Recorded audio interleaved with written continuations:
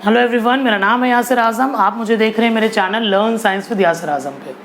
आज हम कंटिन्यू करेंगे chapter principle of inheritance and variation, जिसमें लास्ट पार्ट में हमने पढ़ा था प्रिंसिपल ऑफ डोमिनेंस या लॉ ऑफ डोमिनेंस, जो कि बेस्ड था एक मोनोहाइब्रिड क्रॉस पे।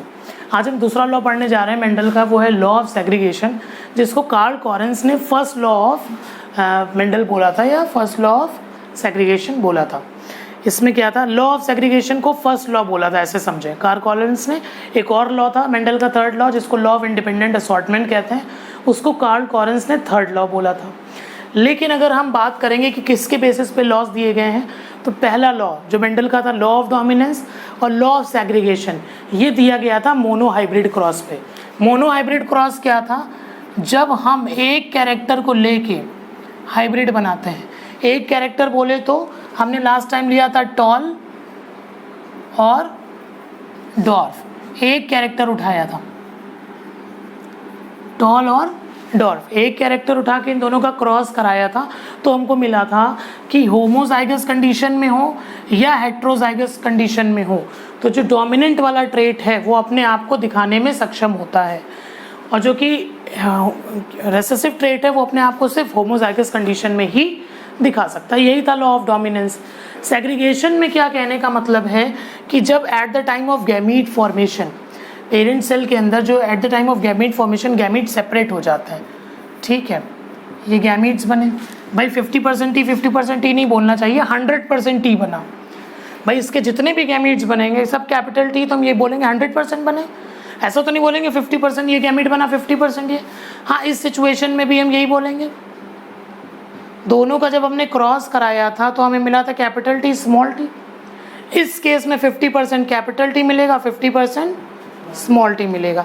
लॉ ऑफ सेग्रीगेशन क्या कहता है, लॉ ऑफ सेग्रीगेशन का दूसरा नाम होता है law of non mixing of alleles और law of purity of gametes, यानी कि जो गैमीट्स हैं उनकी प्योरिटी मेंटेन रहती है। गैमीट फॉर्मेशन के टाइम पे गैमीट्स अलग हो जाते हैं, सेग्रीगेट मतलब क्या होता है, अलग हो जाना। जैसे चावल में से कंकड़ बिन लेते हैं तो सेग्रीगेशन करते हैं, अलग करते हैं, इसी तरीके से सेग्रीगेट हो जाना, गैमीट्स सेग्रीगेट हो जाते हैं और एक दूसरे का असर नहीं लेते हैं, प्योरिटी उनकी मेंटेन रहती है। बात समझ आ रही है? यहाँ पे हालांकि कैपिटल टी ने स्मॉल टी को डोमिनेट कर दिया है, पर इसका मतलब ये नहीं कि इसकी प्योरिटी खत्म हो गई, कि कैपिटल टी ने इसको इस तरह से डोमिनेट कर दिया कि नेक्स्ट जनरेशन में ये मीडियम हाइट पे पहुँचा देगा। नेक्स्ट में भी अगर ये साथ में आएगा तो डॉर्फिज्म ही शो करेगा, और होमोजाइगस आएगा तो डॉर्फ होना ही होना है। क्लियर है? मेरी बात समझ आ रही है? यानी इसकी प्योरिटी मेंटेन है। तो लॉ ऑफ सेग्रीगेशन की अगर बात की जाए तो वर्ड टू वर्ड हम इसको पढ़ लेते हैं। It states that parent contains 2 alleles during gamete formation, the factor और alleles of a pair separate from each other such that gamete receive only one of the 2 factor. Gamete बोले तो confuse मत होना, जैसे ह्यूमन बीइंग में हमने sperm पढ़ा था, ओवम पढ़ा था, वो गैमीट था। प्लांट के केस में अगर हम बात करेंगे तो एग सेल है और पॉलन ग्रेन है, वो क्या है, गैमीट। तो उसके अंदर एक ही गैमीट जाएगा पहली चीज़, और वो बिना किसी का असर लिए जाएगा, यानी उसकी प्योरिटी मेंटेन रहेगी। ये था लॉ ऑफ सेग्रीगेशन, जो कि किस पे बेस्ड था, मोनोहाइब्रिड क्रॉस पे। इसी का दूसरा नाम है बेटा law of purity of gamete. एक और इसका नाम है law of non mixing of alleles. ठीक है, ये है लॉ ऑफ सेग्रीगेशन। अगला जो लॉ हम पढ़ने जा रहे हैं वो थोड़ा सा हमें डिटेल में पढ़ना है, तो उसके लिए हम डाई हाइब्रिड क्रॉस को पहले समझेंगे। मोनोहाइब्रिड क्रॉस क्या था बच्चा, मोनोहाइब्रिड क्रॉस था जिसमें हमने एक पेयर ऑफ कैरेक्टर को लेकर क्रॉस कराया था, उसका इनहेरिटेंस देखा था, उसकी जीन का इनहेरिटेंस देखा था कि हम अगर एक पेयर को लेते हैं, जैसे हाइट को या कलर को, तो नेक्स्ट जनरेशन में वो अपना किस तरीके का रिजल्ट शो करेगा। ठीक है, इतनी बात समझ में आई। अब हम पढ़ेंगे dihybrid cross. Dihybrid cross क्या होता है, जब हम इनहेरिटेंस ऑफ 2 जीन्स लेके चलते हैं। क्या लेके चलते हैं, इनहेरिटेंस ऑफ 2 जीन्स। डाई मतलब 2, और हाइब्रिड सिचुएशन हमेशा याद रखना, एक डोमिनेंट एक रेसेसिव साथ में, यानी हेट्रोजाइगस कंडीशन में ही हाइब्रिड बनता है। हाइब्रिड कब बनेगा, जब होमोजाइगस डोमिनेंट पेरेंट लेंगे और होमोजाइगस रेसेसिव वो आपस में क्रॉस करेंगे तो हेट्रोजाइगस सिचुएशन बनेगी, that is a hybrid. Dihybrid cross में हम क्या करेंगे, हम 2 पेयर ऑफ कैरेक्टर्स लेंगे, टू पेयर ऑफ कैरेक्टर्स क्या क्या ले सकते हैं, जैसे हम सीड कलर ले लें और सीड शेप, शेप बोल सकते हो या सीड टेक्सचर भी बोल सकते हो, ठीक है।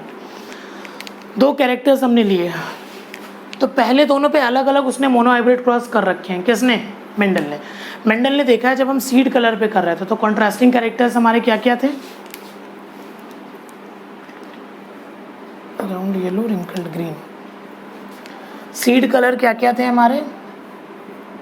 येलो था और ग्रीन था। अरे जो मटर खाते हो यार उसके कलर ग्रीन है और येलो है। फिर एक तरफ हमने सीड शेप देखा था तो एक राउंड था और दूसरा क्या था? रिंकल्ड। इन सब के मोनो हाइब्रिड क्रॉस वो पहले से करा रखे हैं। तो क्या फ़ायदा हुआ होगा मोनो हाइब्रिड क्रॉस करा के? मोनो हाइब्रिड क्रॉस कराने के बाद उन्होंने ये देख लिया था कौन सा पेयर ऑफ कैरेक्टर डोमिनेंट है। बात समझ रहे हो? जैसे मान लो हमने सीड कलर को लेके कराया, एक्टिव बैठो, बिल्कुल active, don't close your eyes, you also don't shut your eyes, don't take support, sit straight. तो क्या है, सीड कलर हमने ले लिया और सीड शेप हमने ले लिया। जब हम कलर की बात कर रहे थे तो कलर की क्रॉसेस हम जब कराते गए, प्योर लाइन बनाते गए, यानी सिर्फ कलर को लेकर लगातार क्रॉस कराते गए। कैसे कराते गए? स्टेप्स मैं आपको बता चुका हूँ हाइब्रिडाइजेशन में। जब हमें प्योर कैरेक्टर, डिजायरेबल कैरेक्टर चाहिए होता है तो हम इमैस्कुलेशन कराते हैं। याद आ रहा है कुछ? इमैस्कुलेशन कराते हैं। हाँ, इमैस्कुलेशन कराने के बाद डस्टिंग, फिर नहीं, इमैस्कुलेशन, बैगिंग, फिर डस्टिंग, फिर रीबैगिंग, फिर हमें डिजायरेबल कैरेक्टर्स मिलते थे। तो उसने ये देखा कि जो ये येलो कलर था ये डोमिनेट कर रहा था। ये कैसा था? डोमिनेंट। और ग्रीन वाला रेसेसिव। जब मोनो हाइब्रिड क्रॉस किया तो F1 जनरेशन के बाद जो आया उसे सेल्फिंग कराई। उसके बाद में देखा कि ये डोमिनेंट कौन सा कैरेक्टर है? येलो। येलो इज डोमिनेंट, ठीक। फिर जब शेप को लेके कराया क्रॉस तो देखा कि राउंड इज डोमिनेंट। तो हम इस क्रॉस को कर लें तो ज़्यादा बेहतर है। क्रॉस कैसे करेंगे भैया? हम एक तरफ ले लेंगे सीड कलर, सीड शेप, दो कैरेक्टर को लेके कर रहे हैं ना, तो एक हम लेंगे कलर और शेप, यानी कि शेप हो जाएगा राउंड, कलर हो जाएगा येलो। भाई होमोजाइगस डोमिनेंट कंडीशन तो यही है ना, समझ आ रहा है? Capital R capital R, capital Y, यही तो आया। थोड़ा क्लोज लिखना चाहिए था, दूर लिख दिया। क्रॉस वर्सेस क्या हो जाएगा? Wrinkled green. जैसा हम तुम्हें पहले बता चुके हैं, एक कैरेक्टर के लिए हम एक ही अल्फ़ाबेट यूज़ करेंगे, चाहे उसके जितने भी ट्रेट हों। बात समझ आ रही है? भाई सीड कलर के लिए अगर हम सीड कलर की बात करें तो हमने येलो ले लिया था, ऐसे समझो, येलो ले लिया था, तो इसका जो रिंकल वाला होगा उसके लिए स्मॉल वाई आ जाएगा। और इसके लिए अगर हम ले लेते हैं राउंड के लिए कैपिटल आर, तो ये वाला स्मॉल आर हो जाएगा। कोई डाउट तो नहीं है इसमें? ये मत सोचना कि ये आर वाई ले लिया, यहाँ पे डब्ल्यू जी लेना चाहिए था, नहीं, हम इसी का स्मॉलर फॉर्म लेंगे। क्या तो हो जाएगा? रिंकल्ड का बेटा स्मॉल आर कैपिटल वाई। अब लॉ ऑफ सेग्रीगेशन की बात करें तो हम इससे गैमेट निकालेंगे। डाउट हो तो पूछ लो। Video is secondary, you people are primary. Any doubt you can ask. So round yellow character ले लिया, दो कैरेक्टर्स ये हो गए भैया, दो डिफरेंट कैरेक्टर्स है ना, कलर है और हमारा शेप है। यहाँ पे भी दो कैरेक्टर है, कलर और शेप है। अब इनके अगर हम गैमीट्स बनाएं तो क्या बनेंगे भाई? यहाँ से क्या आएगा? कैपिटल आर और कैपिटल वाई तो गैमीट में आएगा, यस और नो? इधर से गैमीट्स क्या मिलेंगे? स्मॉल आर और स्मॉल वाई। कोई डाउट है इसमें? क्या गलत? मैंने गलत कर दिया क्या?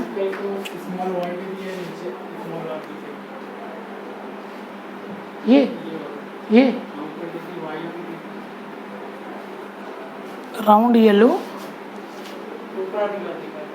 यहाँ पे मैंने गलत लिखा है। हाँ सही कह रहा है। अरे बड़ा दिमाग लगाया यार तुमने। हाँ ये देखो बेटा, यहाँ पे मैंने गलत कर दिया था। चलो खैर, बहुत अच्छी बात है, समझ में आ रहा है। इन दोनों का हम बेटा क्या करा देंगे? क्रॉस। भाई हमने डाई हाइब्रिड क्रॉस करा रहे, दो कैरेक्टर्स चूज कर लिए, दोनों के गैमीट्स बना लिए। हम क्रॉस करेंगे तो क्या आएगा भाई? हेट्रोजाइगस कंडीशन बनती है, आपको पता है। मेंडल ने पहले ही बता दिया था, जब हम कभी होमोजाइगस पेरेंट लेते हैं दो, उनका क्रॉस कराते हैं तो पहले जो F1 बनता है वो क्या बनता है आपका? Capital R capital Y small y, ये बन जाएगा नहीं बन जाएगा। अब इसमें यहाँ पे ये क्या थे हमारे पेरेंट्स, कौन थे पेरेंट्स, ये क्या था गैमीट, यस और नो, ये क्या आ जाएगा F1 जनरेशन, F1 आ जाएगी।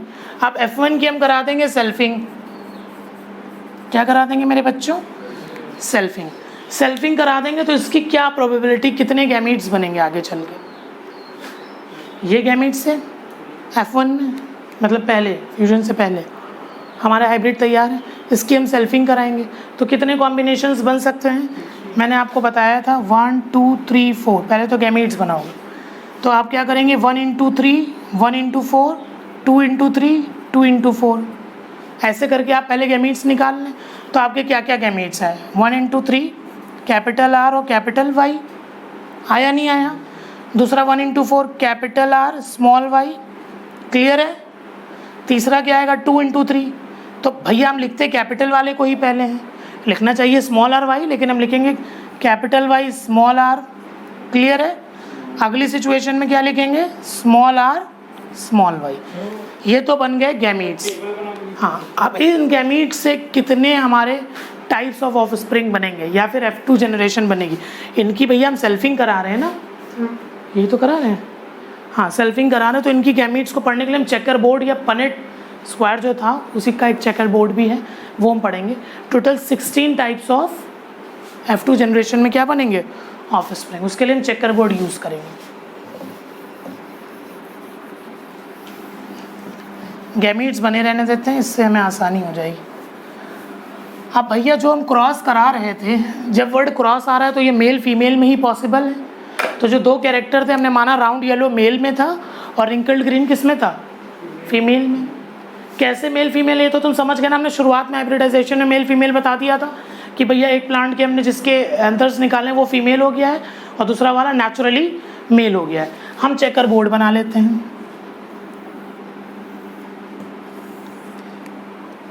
चेकर बोर्ड के साथ साथ याद रखना एक साइड पे मेल गैमीट रिप्रेजेंट करते हैं, एक साइड पे फीमेल, तो इसी के एक मेल है एक फीमेल है। तो हम अगर इसको बांटना चाहें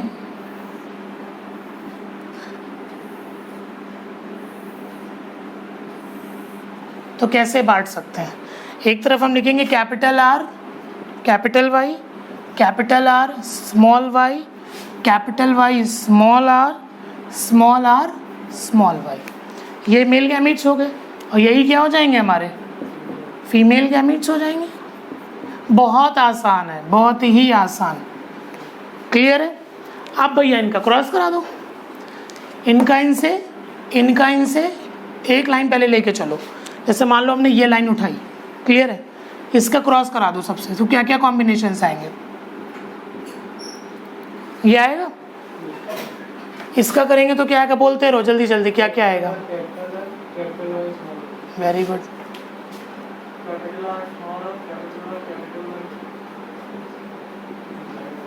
ठीक है।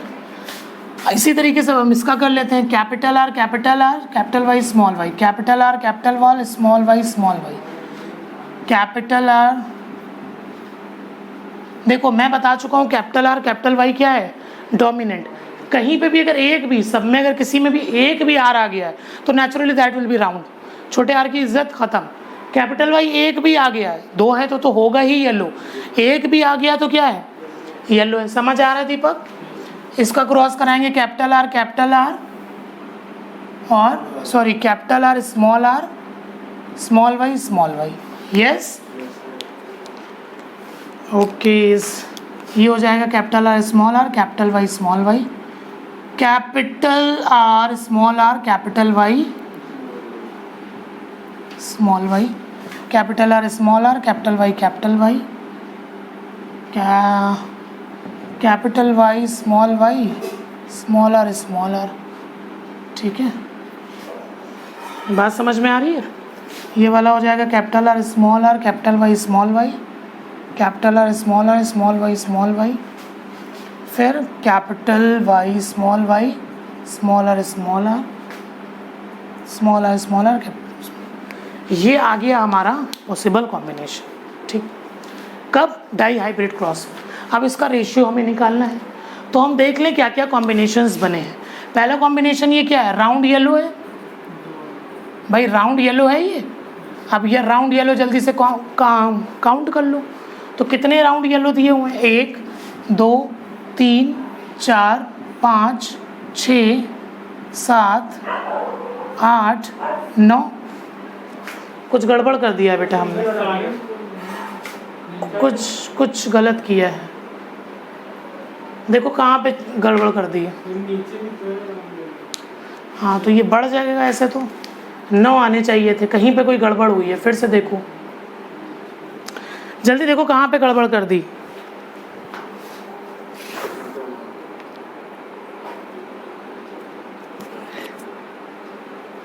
देखो देखो, ढूंढो ढूंढो कहाँ पे गड़बड़ है, कहीं तो गड़बड़ हुआ है। दया पता लगाओ, वो सब तो राउंड ही आना चाहिए।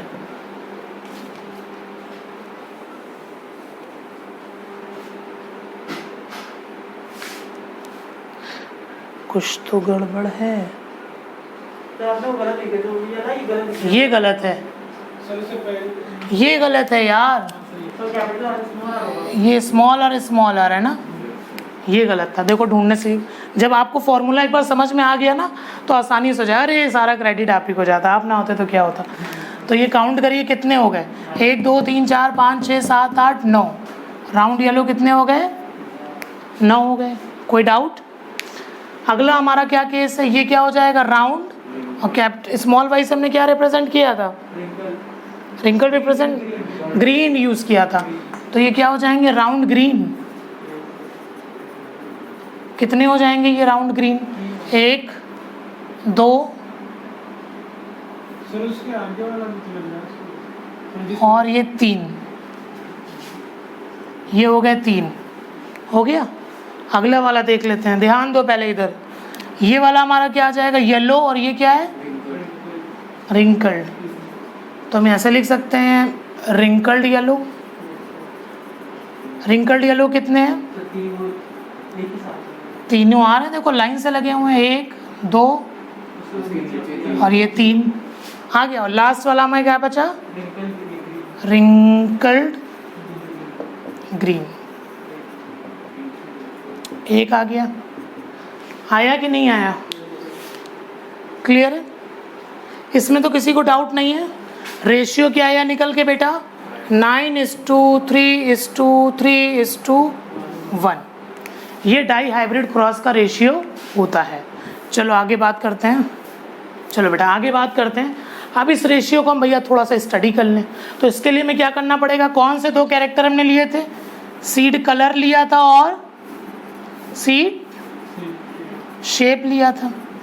अगर हम कलर की बात करें तो हमारे पास कितने कलर आए हैं भाई, 9 और 3 12 आए, यस और नो।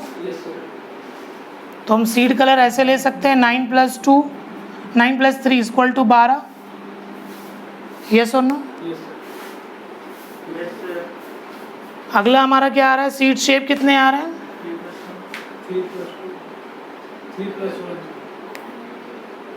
1 सेकंड। चलो बेटा कंटिन्यू करते हैं। हम क्रॉस को, इस डाई हाइब्रिड क्रॉस को मोनो में कैसे लाएं, रेशियो 3:1 कैसे लाएं। भाई इस क्रॉस का तो रेशियो हमारा आ रहा है 9:3:3:1। तो हम वापस आते हैं कैरेक्टर्स पे। हमने कैरेक्टर लिया है सीड का कलर और सीड का शेप। अगर हम कलर की बात करें तो हमने क्या क्या कलर लिए हैं, येलो और ग्रीन। और शेप की बात करें तो हमने क्या लिया है, राउंड और रिंकल्ड। काउंट करो कौन से शेप्स कितने हैं, कलर कितने हैं।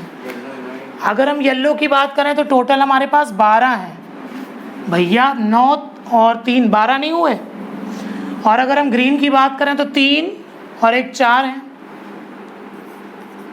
समझ आ रही है मेरी बात। अब हम इसकी अगर जो है काउंटिंग करें सीड शेप की, तो शेप वाइज राउंड कितने हैं, 9 और 3 12। और रिंकल कितने हैं, 3 और 1 4, यस और नो। अब इनका रेशियो अगर हम निकालेंगे तो ये 12:14 12:4 12:4 12:4 है। तो ये कितना आ जाएगा, 3:1। ये भी कितना आ जाएगा, 3:1। यहाँ पे आता है लॉ ऑफ इंडिपेंडेंट असॉर्टमेंट। ये तो डाई हाइब्रिड कोड आपको समझ में आ गया।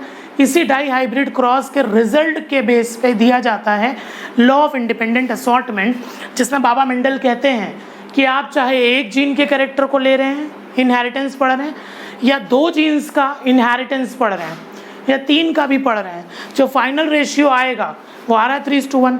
इससे ये साबित हो जाता है कि जो इनहेरिटेंस ऑफ जीन है वो इंडिपेंडेंट असॉर्ट कर सकता है। यानी अगर उनको फ्रीली जो है रीअरेंज होने का मौका मिले तो वो किसी के साथ भी कॉम्बिनेशन बना सकते हैं। फॉर एग्जांपल अगर हम पढ़ें तो हमने क्या पढ़ा था, राउंड येलो रिंकल्ड ग्रीन, तो सिर्फ ये राउंड येलो और रिंकल्ड ग्रीन बनने चाहिए थे, जबकि बना क्या, राउंड ग्रीन और रिंकल्ड येलो भी बना। तो ये कॉम्बिनेशन पहले से तो नहीं थे पेरेंट्स में, ये नए कॉम्बिनेशंस बने।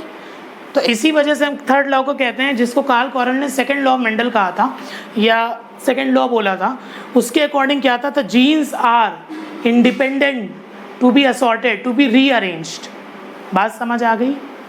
दे are not bound, they are independent to rearranged. ठीक है, कुछ फर्स्ट लॉ यानी मोनो हाइब्रिड के कुछ हमारे पास एक्सेप्शंस हैं और कुछ डाई हाइब्रिड के हैं। 5 हैं लगभग जो आपको एक्सेप्शंस के तौर पे पढ़ने, जिसमें से 2 मैं पढ़ा चुका हूँ, इनकम्प्लीट और कोडोमिनेंस। रिमेंबर, आज हम बचे हुए 3 पढ़ेंगे। पहले में इंडिपेंडेंट असॉर्टमेंट की अगर हम बात कर लें तो independent assortment states that when 2 pair of traits are combined in a hybrid, segregation of 1 pair of character is independent of the other. बात समझ आ रही है? भाई हमने लिया था राउंड येलो और रिंकल्ड ग्रीन, तो बपौती नहीं है राउंड की कि येलो तुम मेरे साथ रहोगे। ऐसा नहीं कि तुम इंडिपेंडेंटली असॉर्ट कर जाओ, तुम रिंकल्ड के साथ येलो कॉम्बिनेशन में आ जाओ, रोक नहीं सकता। Genes are free. बात समझ आ रही है? 1 pair of character is free from other, ठीक है, to form the new combinations, to form the recombinations. बात समझ आ रही है? When at the time of gamete formation. Clear है? यही है हमारा law of independent assortment. In this, it also get randomly rearranged the offspring producing both parental and new combinations of the character. Example इसका आप क्या देंगे? Law of segregation अगर आएगा तो पहले law of segregation लिखेंगे, जैसे मैंने बताया, independent from each other। उसके बाद आप पूरा डाई हाइब्रिड क्रॉस का एग्जाम्पल दे देंगे। Let's take 2 character like seed colour and seed shape, ठीक है, उनका सिंबल आप दिखाएंगे। ये होमोजाइगस रेसेसिव हो, डोमिनेंट होगा एक कैपिटल आर और कैपिटल वाई वाला, और एक होमोजाइगस रेसेसिव होगा। क्रॉस करा देंगे, रेशियो आ जाएगा 9:3:3:1। इस रेशियो आने के बाद आप इस तरीके से उसका 3:1 भी निकाल सकते हैं। क्लियर है? कोई कंफ्यूजन है लॉ ऑफ इंडिपेंडेंट असॉर्टमेंट में? मोनो हाइब्रिड क्या था? Inheritance of 1 gene. हम एक कैरेक्टर की बात कर रहे थे तो हम सिर्फ एक जीन को लेके चल रहे थे। जब एक से ज़्यादा के कैरेक्टर की बात की जाती है तो क्या कहते हैं? 2 जीन्स। ठीक है, तो इनहेरिटेंस ऑफ 2 जीन्स है क्या? डाई हाइब्रिड क्रॉस या फिर law of independent assortment. Clear हो गई मेरी बात? हर्ष, समझ में आया? ट्राई हाइब्रिड क्रॉस लेके आप चलेंगे तब भी, चाहे जो भी रेशियो आ रहा हो, 27 इंटू समथिंग समथिंग आता रहता है, फाइनल में आप इसी पे आ जाएंगे। क्लियर है? ट्राई हाइब्रिड क्रॉस भी कर सकते हैं, लेकिन भैया एक इंसान की एक क्षमता, एक औकात होती है। मेंडल ने पहले मोनो हाइब्रिड से किया, मोनो हाइब्रिड करने के लिए भी उसे प्योर लाइन करना पड़ा। फिर डाई हाइब्रिड किया तो उसने 2 कैरेक्टर्स के लिए उसको प्योर लाइन किया। बात समझ रहे भैया? पहले उसने शुरुआत करी थी 34 वेराइटीज़ से, ठीक है, कंसिस्टेंटली करता गया। उसने देखा डिस्टर्बेंस आ रहा है, यार ये सही नहीं चल रहा है, 22 ले लिया उसमें से। 22 के बाद उसने लास्ट में 7 ले लिए, तो ये उसके बस की बात थी। 6 साल उसने काम किया है। बात समझ आ रही है?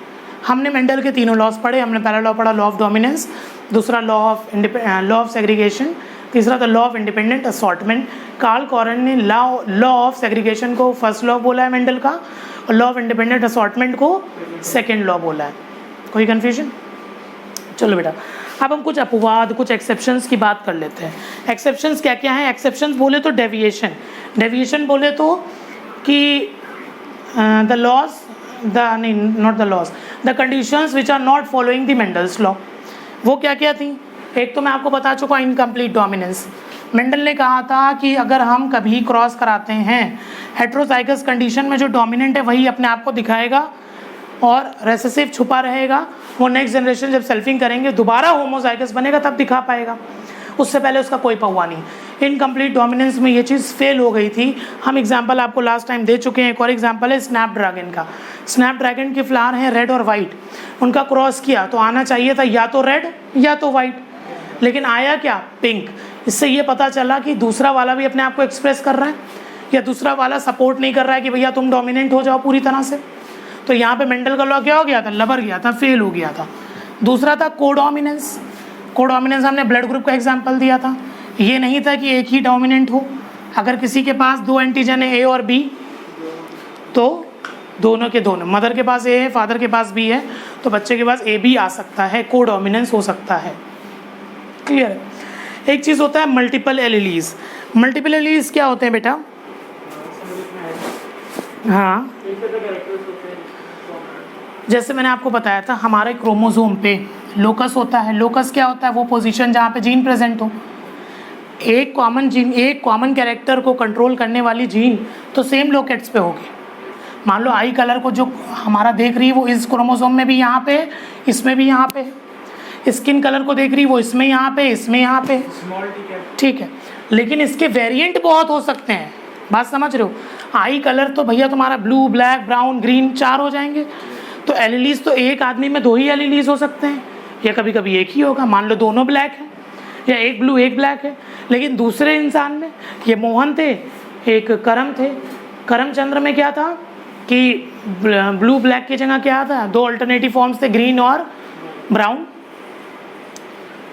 बात समझ आ रही? तो ये मल्टीपल एलीलीज है, यानी एक ही कैरेक्टर के बहुत सारे फॉर्म्स ऑफ एलीलीज। क्लियर है? हमारी स्किन कलर के बहुत सारे एलीलीज होते हैं, तो it is also a exception. ठीक है, ये तो मेंडल की किस्मत ही बोलोगे कि उसने 7 पेयर ऑफ कैरेक्टर जो चूज़ करे वो कंट्रास्टिंग थे। ठीक है, सिर्फ 7 पेयर में मतलब 2 ही चीज़ें आ रही थी, फ्लावर 2 ही कलर के आ रहे थे, सीड शेप 2 ही तरह के थे, तो वो उसकी किस्मत थी। ठीक है, लेकिन मल्टीपल एलीलीज भी होते हैं। अगला क्या मेंडल को फेल करता है? Polygenic inheritance. कुछ भी डिटेल में नहीं पढ़ाएंगे, ना आपके पास है डिटेल में, पढ़ाएंगे रिवीजन टाइम पे। फिलहाल के लिए बस इतना समझो जितना मैं बता रहा हूँ कि इसको एक्सेप्शन क्यों कहते हैं। पॉलीजेनेटिक इनहेरिटेंस क्या होता है? हाँ बताओ बेटा, मुस्कुरा रहे हो, बताओ कुछ बताओ। हमने ये पढ़ा था किसी भी लोकस पे प्रेजेंट जो हमारी एलीलील है, भाई दोनों को बोलेंगे तो जीन है, एक को बोलेंगे तो alternative forms of gene is called alleles. तो ये क्या कंट्रोल करती? एक जीन हमारी किसी एक ट्रेट के लिए कर रही थी, या हम बोल सकते हैं एक जीन हमारी किसी एक कैरेक्टर के लिए कर रही थी। ठीक है, उसकी अल्टरनेट फॉर्म्स थी एलीलीज जो अलग अलग ट्रेट सिखा रही थी। कैरेक्टर एक है, उसके बहुत सारे ट्रेट्स होंगे। जैसे मैंने कहा कैरेक्टर है हाइट, तो उसके बहुत सारे ट्रेट हैं, long height, short height, medium height, तो वो उसके ट्रेट हैं। मैंने बोला कलर एक कैरेक्टर है, ट्रेट क्या है? Yellow, blue, green, orange, VIBGYOR, violet, indigo, blue, green, yellow, orange. Type is not correct, वो ट्रेट को ट्रेट ही बोलिए आप। ठीक है, पॉलीजेनिक इनहेरिटेंस क्या कहता है? पॉलीजेनिक इनहेरिटेंस कहता है कि किसी एक ही कैरेक्टर को कंट्रोल करने के लिए एक से ज़्यादा जीन्स रिस्पॉन्सिबल हो सकती हैं। बात समझ आ रही है? जैसे हमारा स्किन कलर, भाई skin colour tip of the head से लेके toe of your body is not similar, it is dark at your elbow, it is differently pigmented, your body is differently pigmented. तो हमारी जो ह्यूमन स्किन कलर है ना, ये multiple genes के ज़रिए कंट्रोल होता है। यहाँ पे मेंडल का लॉ नहीं फॉलो होता है। मेंडल कह रहे थे भैया एक कैरेक्टर को एक ही जीन कर रहा है ना कंट्रोल, नहीं समझ आ रही है? ठीक है, तो पॉलीजेनेटिक इनहेरिटेंस क्या होता है? एक कैरेक्टर को एक से ज़्यादा जीन कंट्रोल करने में सक्षम है, या कैपेबल है, या कर रही है। गेटिंग देवांश? अगली बात बेटा हमारी क्या होती है? पीलियोट्रॉपी। पीलियोट्रॉपी, अब आई डोंट नो आप इसको कैसे प्रोनाउंस करेंगे। पीलियोट्रॉपी क्या होता है कि एक जीन एक से ज़्यादा कैरेक्टर को कंट्रोल कर रही है। एक जीन, यहाँ पे बहुत सारी जीन एक कैरेक्टर को कर रही है, तो क्या है? Polygenic inheritance. और जब एक जीन एक से ज़्यादा कैरेक्टर को कंट्रोल करती हो, मान लो कोई एक जीन है एक्स, तुम्हारे अंदर वो कुछ और कर रही है, किसी और एनिमल के अंदर वो जीन कुछ और बना रही है। बात समझ आ रही है? जैसे अगर हम बात करें बेटा पीलियोट्रॉपी की, पीलियोट्रॉपी ये एक्सेप्शन है मेंडल के लॉ का। इसमें क्या था? बहुत सारी जीन मिलके एक कैरेक्टर को देख रही थी। इसमें क्या था?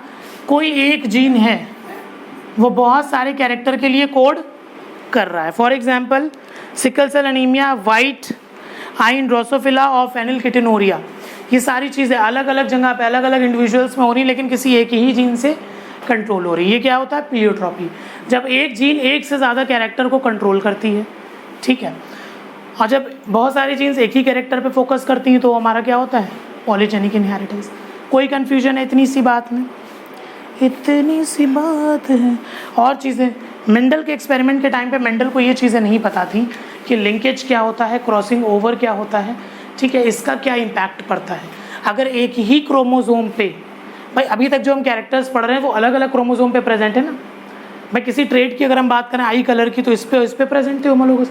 अगर एक ही क्रोमोसोम पे प्रेजेंट है तो उनका आपस में कोई लिंकेज होता है, वो एक दूसरे को अफेक्ट करती है। बात समझ आ रही है? या सेक्सुअल रिप्रोडक्शन की सबसे खास बात होती है क्रॉसिंग ओवर। क्रॉसिंग ओवर होती है क्रोमोसोम्स में, आगे चल के हम पढ़ेंगे। वो मेंडल को नहीं पता था, इसलिए उन्होंने इसके बारे में कोई बात नहीं करी। आज हमने फिनिश कर दिया है मेंडल के लॉस। क्लियर है? कोई डाउट है बेटे? चलो फिनिश करते हैं। Keep liking watching my video. अगली वीडियो में हम आएंगे क्रोमोसोमल थ्योरी ऑफ इनहेरिटेंस के साथ। उससे पहले हम थोड़ा सा टॉपिक पढ़ेंगे क्रॉसिंग ओवर और लिंकेज के बारे में। Thank you everyone.